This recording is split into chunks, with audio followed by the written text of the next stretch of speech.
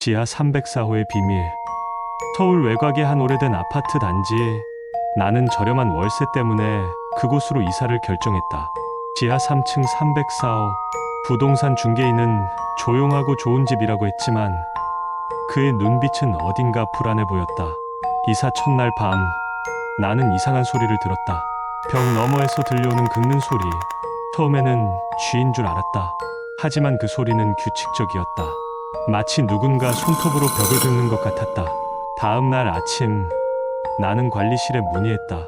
관리인 아저씨는 내 질문에 표정이 굳어졌다. 304호요? 거기 전에 사람이 살았었는데. 그는 말을 흐렸다. 더 이상 캐묻지 않았다. 어차피 계약금도 냈고 다시 이사 갈 형편도 안 됐다. 일주일이 지나자 소리는 더 커졌다. 밤 2시 33분. 정확히 그 시간이 되면 벽을 긁는 소리가 시작됐다. 나는 벽을 두드리며 소리쳤다. 좀 조용히 해주세요. 그 순간 소리가 멈췄다. 그리고 3번의 똑똑똑 소리가 돌아왔다. 누군가 응답한 것이다. 다음 날 나는 옆집 305호를 찾아갔다. 초인종을 눌러도 대답이 없었다. 하지만 문틈으로 악취가 새어나왔다. 썩은 고기 냄새. 305호는 비어있어요. 뒤에서 들린 목소리에 나는 깜짝 놀랐다. 2층에 사는 할머니였다. 2년 전부터요. 그 집에서 끔찍한 일이 있었거든요. 할머니는 떨리는 목소리로 말했다. 2년 전 305호에는 젊은 부부가 살았어요. 남편은 평범한 회사원이었죠. 그런데 아내가 이상했어요. 밤마다 복도를 배회하고 벽을 긁고 다녔대요. 정신병이 있었나 봐요. 할머니는 잠시 숨을 고르고 이어갔다. 어느 날 밤 비명 소리가 들렸어요. 경찰이 왔을 때 남편은 이미 죽어 있었죠.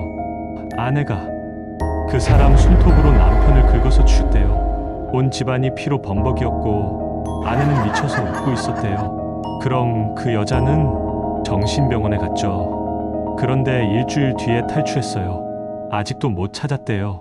나는 온몸에 소름이 돋았다. 그리고 깨달았다. 305호는 비어있다고 했다. 그렇다면 벽 너머의 소리는. 그날 밤 나는 잠들 수 없었다. 2시 33분이 되자 다시 소리가 시작됐다. 하지만 이번엔 305호가 아니라 내 집 안에서 들렸다. 옷장에서. 나는 떨리는 손으로 옷장 문을 열었다. 그 안에는 비밀 공간이 있었다. 벽에 구멍이 뚫려 있었고 그 너머로 어둠이 보였다. 손전등을 비추자 보였다. 305호의 거실. 그리고 그곳 바닥에 누군가 누워 있었다. 뼈만 남은 시체. 옷을 보니 남자였다. 아직도 발견되지 않은 또 다른 피해자인가? 그 순간 시체 옆에서 무언가 움직였다. 한 여자가 내 쪽을 돌아봤다. 긴 머리로 얼굴을 가린 여자. 그녀의 손톱은 비정상적으로 길고 날카로웠다. 피와 살점이 손톱 사이에 끼어 있었다. 그녀가 웃었다. 이빨이 없는 입으로 태이우씨 콱구나. 나는 비명을 지르며 뒤로 물러났다. 여자가 구멍을 통해 기어 나오기 시작했다. 그녀의 몸은 비정상적으로 유연했다. 마치 뼈가 없는 것처럼. 나는 현관문으로 달려갔다. 하지만 문은 잠겨 있었다. 열쇠를 꽂았지만 돌아가지 않았다. 누군가 바깥에서 자물쇠를 막고 있는 것 같았다. 여자의 웃음소리가 가까워졌다. 나는 화장실로 뛰어들어 문을 잠갔다. 그리고 창문을 열려고 했다. 하지만 지하 3층이라 창문은 자꾸 높았다. 문 밖에서 긁는 소리가 들렸다. 똑같은 그 소리. 이번엔 훨씬 가까이에서. 왜 도망가려고 하니? 여자의 목소리는 여러 명이 동시에 말하는 것처럼 들렸다. 우린 가족이잖아. 문이 갈라지기 시작했다. 그녀의 손톱이 문을 뚫고 들어왔다. 나는 필사적으로 창문을 부쉈다. 손이 찢어지고 피가 흘렀지만 아무것도 느껴지지 않았다. 문이 완전히 부서지기 직전 나는 창문 밖으로 몸을 던졌다. 지하 3층에서 떨어졌다. 다행히 아래는 풀밭이었다. 발목이 부러지는 소리가 들렸지만 나는 계속 기어갔다. 뒤를 돌아보니 그녀가 창문에 매달려 있었다. 머리가 거꾸로 된 채로 목이 180도 돌아가 있었다. 도망갈 수 없어. 나는 비명을 지르며 기어갔다. 누군가 내 소리를 듣고 불을 켰다. 사람들이 나왔다. 살려주세요. 저기.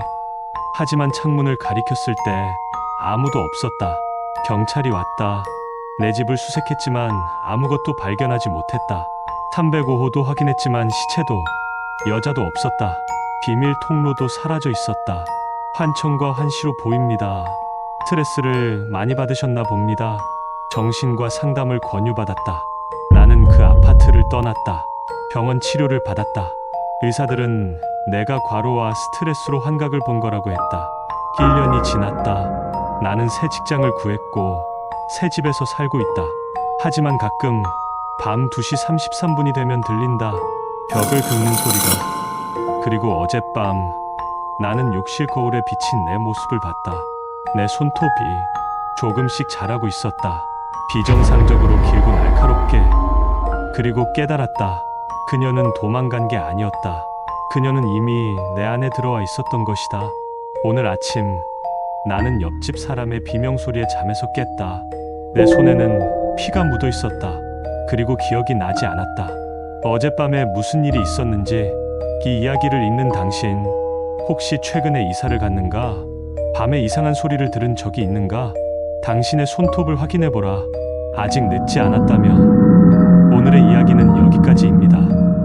이야기를 재밌게 보셨다면 구독, 좋아요, 댓글 부탁드립니다. 안 하시면 뒤에